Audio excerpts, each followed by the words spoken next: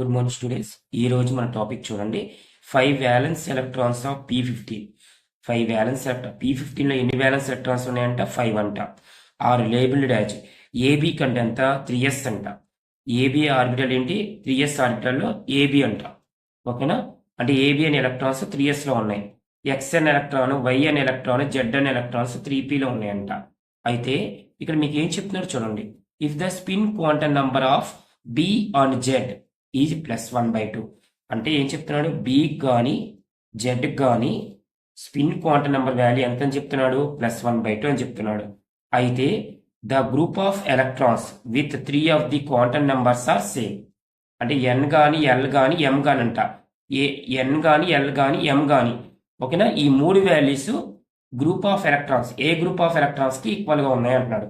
చూద్దాం. ఏ group of electrons కి ఈ 3 వాల్యూస్ ఏంటి? అవి 3 క్వాంటమ్ నెంబర్స్ వాల్యూస్ ఎన్, ఎల్, ఎం.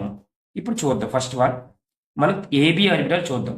ఏబి ఆర్బిటల్ ఎందులో ఉంది? 3s orbital. ఓకేనా? ఏబికి ఎన్ వాల్యూ ఎంత? ఇక్కడ 3. ఎల్ వాల్యూ 0, ఎస్ కదా 0. మరి ఎం వాల్యూ కూడా ఏమవుతుంది? 0నే అవుతుంది. ఎల్ వాల్యూ 0 కాబట్టి ఎం వాల్యూ కూడా 0 అవుతుంది. ఏది ఫస్ట్ ఎస్ వాల్యూ? మీరు ఏబి 3s కదా, 3s అంటే మీరు ఇలా తీసుకోవచ్చు. ఇదిగోండి, ఒకటి క్లాక్ వైజ్, ఒకటి యాంటీ క్లాక్ వైజ్. క్లాక్ వైజ్కి మీరు ఏమని చెప్తారు? ఇక్కడ చూడండి, బీకి ఏమి ఇచ్చాడంటే ఇక్కడ మీకు ఆల్రెడీ బీకి ఏమని చెప్పాడు? +1/2 అన్న. అంటే ఏకి ఏమవుతుంది? ఇదిగోండి, మీకు మళ్ళీ చూపిస్తున్నాను ఇక్కడ. ఇది ఏకి సంబంధించిన డేటా. ఏకి ఏమవుతుంది అప్పుడు? మీకు -1/2 అవుతుంది. అవునా కాదా? నెక్స్ట్ చూడండి ఒకసారి. ఇప్పుడు బి వాల్యూ చూద్దాం. బికి ఇదిగోండి, ఇది 3s ఎలక్ట్రాన్. ఫస్ట్ ఎలక్ట్రాన్ గురించి డేటా రాస్తాం. సెకండ్ ఎలక్ట్రాన్ ఉందిగా, ఎన్ వాల్యూ ఏమవుతుంది? సేమ్. ఇందాక ఎన్ వాల్యూ ఎంత వచ్చింది? 3 కదా, మర్చిపోకండి. ఎన్ వాల్యూ ఎంత? 3. ఎందుకని ఇక్కడ 3 కాబట్టి n value 3. L value same. L value కూడా రెండు ఒకే ఆర్బిటల్స్ కదా, ఎన్ వాల్యూ సేమే, ఎల్ వాల్యూ సేమే, అండ్ ఎం వాల్యూ కూడా సేమే ఇద్దరికి. ఎందుకని 2 ఎలక్ట్రాన్స్ ఒకే ఆర్బిటాల్ ఉన్నాయి కాబట్టి n value l value same, n value l value m value same. But b value వాడు క్వశ్చన్ ఇచ్చేసాడు. ఎంత ఇచ్చాడు? +1/2. అంటే సో ఎస్ ఈజ్ఈక్వల్ టు +1/2. ఇక్కడ చూసారా 3 క్వాంటమ్ నెంబర్స్ వాల్యూస్ ఎలా ఉన్నాయి? చూసారు ఈ 3 క్వాంటమ్ నెంబర్స్. ఓకేనా? 3 quantum numbers values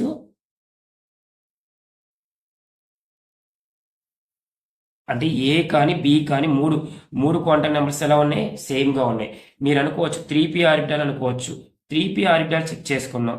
3p orbital ఏముంది? px, py, pz. pzకి ఆల్రెడీ మీకు చూడండి ఒకసారి. ఎన్ వాల్యూ ఎంత? ఇక్కడ ఎన్ వాల్యూ చూద్దాం. N value 3. ఇక్కడ చూద్దాం. N value equal to 3, n value 3, n value 3. అవునా కాదా? మరి ఎల్ వాల్యూ చూడండి. ఎల్ వాల్యూ ఎంత వస్తుంది? ఇక్కడ 1, ఎల్ వాల్యూ 1, 1. ఎల్ వాల్యూ కూడా మూడింటికి సేమే. బట్ మీరు ఎం వాల్యూస్ చూడండి. ఎం వాల్యూ తీసుకున్నప్పుడు చూడండి ఒకసారి. ఎం ఈజ్ఈక్వల్ ఏం చెప్తారు? ఎల్ వాల్యూ ఎంత వచ్చింది? మీకు 1 కదా. ఎం వాల్యూ కొనుక్కోరండి. Formula 2l + 1. అంటే 2 ఇంటూ ఎల్ వాల్యూ ఎంత? 1. అంటే ఎంత? ఎం వాల్యూ ఎంత వచ్చింది?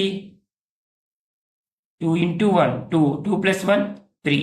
అంటే ఎం వాల్యూ ఎంత వచ్చింది? 3 వచ్చింది. 3 వచ్చింది కాబట్టి మీరు ఎలా తీసుకోవచ్చు?